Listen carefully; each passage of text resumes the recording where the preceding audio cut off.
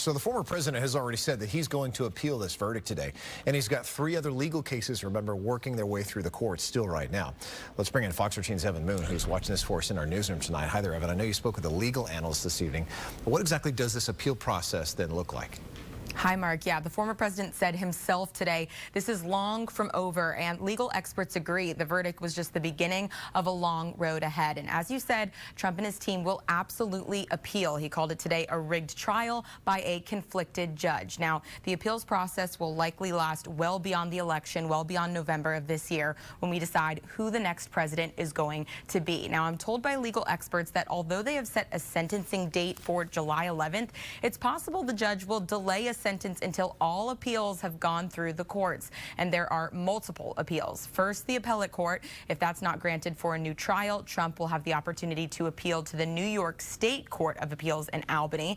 And once those are exhausted, he can appeal to the United States Supreme Court, who could ultimately decide his fate. This all could take months or even years. Now, how legitimate are Trump's appeals claims? I spoke with a criminal justice attorney. When you look at everything that happened throughout this trial and all the rulings the court made, I believe that Trump will be successful on appeal. And in looking at the reasoning behind that is that we know that the judge prohibited key witnesses for the defense from testifying. Regardless of appeals in this trial, Trump is facing 3 other criminal cases, the Mar-a-Lago documents case and 2 election interference cases, both in Georgia and in D.C. Now, despite the verdict today, he can still continue on as the presumptive Republican nominee and take the Oval Office.